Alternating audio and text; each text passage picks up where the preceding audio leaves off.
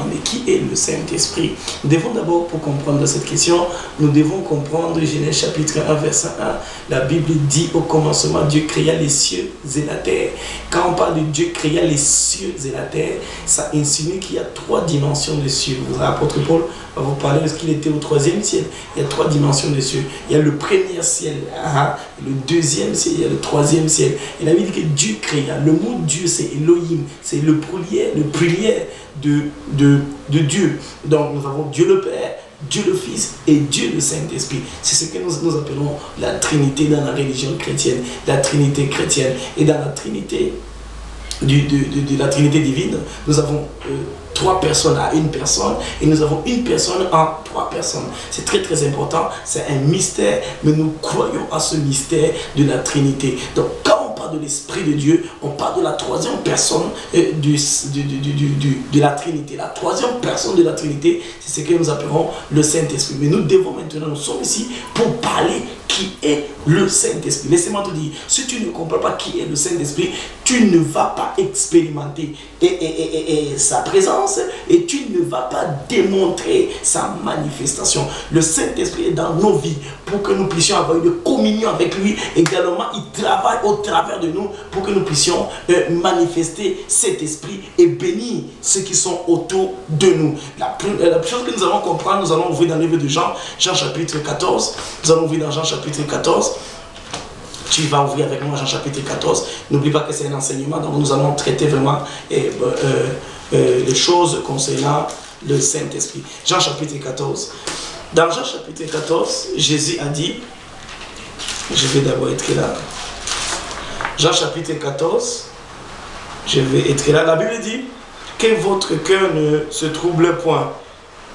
Croyez en Dieu et croyez en moi. Ça, c'est un mot fort pour Jésus-Christ qui venait enseigner. Et c'est un mot fort, pourquoi? Parce qu'il dit, croyez en Dieu et croyez en moi. Il se met au même point d'égal avec Dieu. Et ça a frustré les pharisiens, ça a frustré les sadduciens, et ça a frustré même les juifs qui étaient dit, mais pourquoi cet homme se compare à Dieu? Pourquoi cet homme se voit comme Dieu? Et les gens ne comprenaient pas Jésus-Christ. Et ça, c'est vraiment la puissance et la révélation de son enseignement. Parce que dans la révélation de son enseignement, il se voit comme Dieu. Il est envoyé par Dieu. Il est le Fils de Dieu. Et comme il est le Fils de Dieu, il porte les mêmes gènes que son Père. N'oublie pas, il a dit dans ce même chapitre, Jean chapitre 14, verset 6, verset 9, pardon, où Philippe demande, Seigneur, montre-nous le Père. Jésus dit, si vous m'avez vu, vous avez vu le Père. Pourquoi? Le Père est l'image, le Fils est l'image et la ressemblance du Père. Le Fils est à l'image, je dis bien, et à la ressemblance du Père. Il dit, croyez en Dieu et croyez également en moi. Et ce qui me touche, c'est qu'il va commencer à parler du consolateur à partir du verset 15. À partir du verset 15, il va parler du consolateur. C'est très très important. Et nous allons lire à partir du verset 15. Donc je veux que tu ouvres, comme tu me regardes, je veux que tu ouvres ta Bible dans Jean chapitre 14 et nous sommes au verset 15. Si tu es là, dis Amen. Je n'ai pas entendu ton Amen. Si tu es là, dis Amen. Si tu es là, dis Amen. Gloire à Dieu. Nous allons donc lire ensemble. Nous allons lire ensemble ce que la Bible déclare.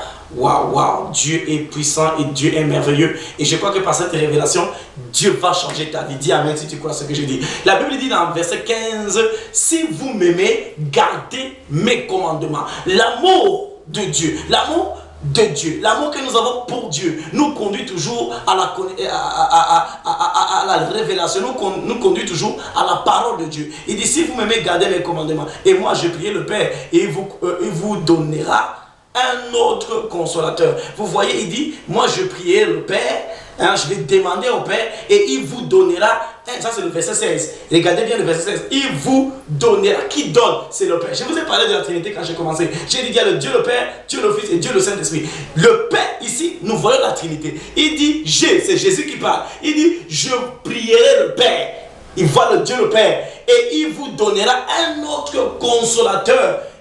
Là nous voyons le Fils qui parle au Père pour qu'on envoie le Saint-Esprit, la troisième personne et on appelait le consolateur. Mais il précise, c'est un autre consolateur. Pourquoi un autre consolateur? Parce que quand tu commences à décrypter la parole de Dieu, tu vas comprendre que Jésus-Christ également était consolateur.